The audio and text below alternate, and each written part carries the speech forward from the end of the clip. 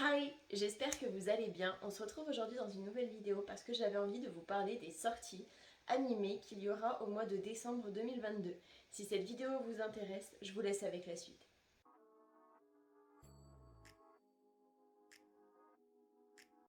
Pour ceux que ça intéresse, le make-up que vous voyez actuellement arrivera d'ici quelques jours. Donc n'hésitez pas à bien activer la petite cloche de notification, comme ça vous serez averti quand le make-up sortira. Au mois de décembre, il n'y a pas grand chose pour le moment, donc il y aura des films, il y aura des épisodes d'animés normaux, il y aura des OAV, des ONA, enfin il y aura... Je vais tout regrouper dans cette vidéo-ci. Le 3 décembre, il y a un film d'animation qui se nomme Slam Dunk the Movie.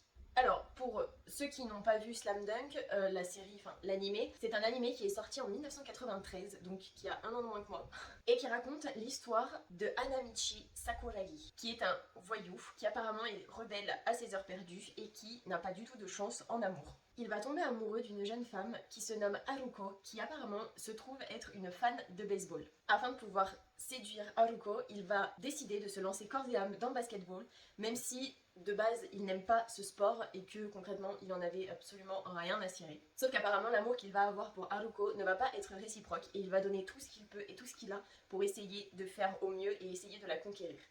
Le 4 décembre, il y a l'animé Boku to Roboko. Désolée si vous entendez des bruits de tonnerre, mais actuellement, dehors, on dirait limite l'apocalypse. Ça raconte l'histoire suivante. Au 21e siècle, les robots sont devenus quelque chose d'assez courant. Ils ont été perfectionnés dans le sens où maintenant ils peuvent aider dans un foyer. Ils ressemblent vraiment à des humains, donc c'est des robots humanoïdes, vraiment le plus poussé possible, qui sont maintenant dans chaque foyer pour aider chaque famille, mais aussi dans des cafés et dans d'autres lieux qui peuvent être utile. L'histoire va se centrer sur Bando, un jeune garçon qui va faire en sorte d'avoir un robot sous ses ordres, enfin chez lui, sauf que sa mère n'est pas forcément facile à convaincre et que quand il va y arriver, ça ne va pas se passer comme prévu. Il va recevoir une maid qui se nomme Roboko, qui n'est pas du tout ce qu'il attendait, dans le sens où il s'attendait, je suppose, à avoir un truc kawaii, quelque chose de mignon, et au final, la maid qu'il va avoir, comment vous dire, elle est limite mastoc, quoi, elle est vraiment hors norme, elle est surpuissante, elle ressemble pas... Enfin,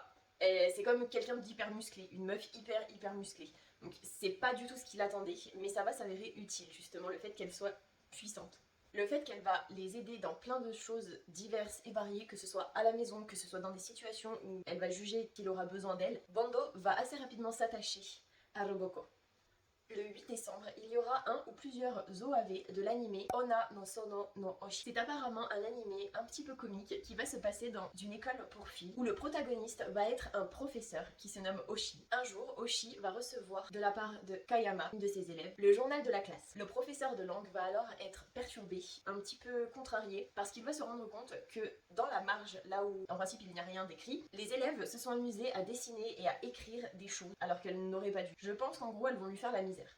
Le 9 décembre, il y a le film d'animation Eiga Kaiketsu Zorori, qui est apparemment un nouveau film de la franchise Zorori, basé sur un ouvrage sorti en 2019. L'histoire a cependant été quelque peu modifiée. Un jour, Zorori va faire la rencontre de Hippopo, une jeune fille qui rêve de devenir une superstar, mais qui ne peut pas chanter.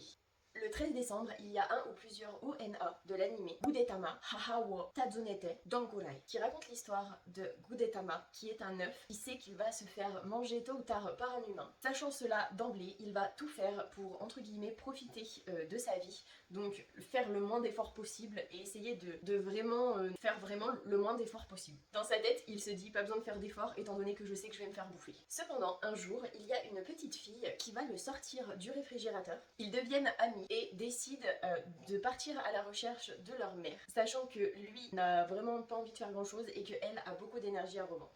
Et pour terminer, il y a le film d'animation Nanatsu no Taisai. Le film va se centrer sur Tristan, le fils de Meliodas et de Elisabeth, qui est à moitié démon et à moitié ange. Pour ceux qui n'ont pas vu Nanatsu no Taisai, ça raconte l'histoire donc des 7 péchés capitaux, donc ces 7 personnes qui viennent d'espèces différentes, de races différentes, même si j'aime pas trop ce terme, et qui vont être réunis par le hasard ou pas forcément pour faire des choses que les personnes normales entre guillemets ne peuvent pas faire. Ils ont chacun un don spécial, ils vont chacun avoir une arme spécifique aussi. On va se rendre compte petit à petit que Meliodas, celui qui est censé être le chef des Nanatsu no Taisai, donc des 7 péchés capitaux, va tomber amoureux d'une jeune fille, mais on va se rendre compte petit à petit que cette jeune fille n'est pas n'importe qui, que c'est en fait une personne qui se réincarne.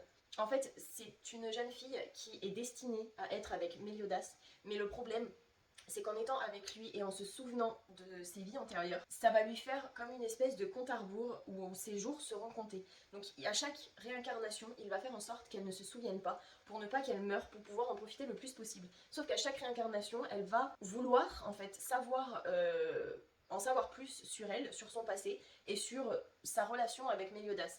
Et on va au fur et à mesure se rendre compte que du coup lui est un démon, malheureusement. Enfin malheureusement, c'est pas forcément quelque chose de négatif, mais que elle est un ange et qu'ils ont tous les deux été maudits par des forces supérieures aux leurs, principalement elle par sa mère et lui par son père, qui sont des divinités et qui les ont maudits pour ne pas qu'ils soient ensemble parce que c'est quelque chose de contre nature. Au fur et à mesure des saisons, il va se passer plus ou moins de choses, chacun va tomber amoureux de quelqu'un, ça va vraiment raconter leur mariage, leurs histoires d'amour, leur naissance aussi par la même occasion, et donc le film va parler de l'enfant de Méliodas et de Elisabeth.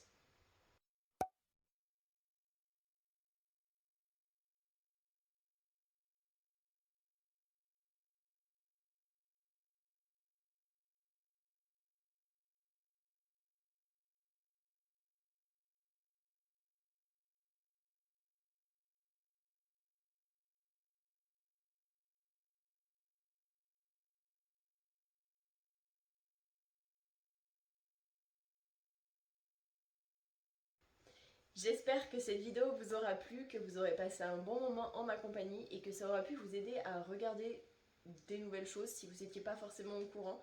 Moi j'ai vraiment hâte que Nanatsu no Taisai sorte parce que c'est quelque chose que j'attends avec impatience. Je vous fais plein d'énormes bisous et je vous dis à la prochaine pour une prochaine vidéo.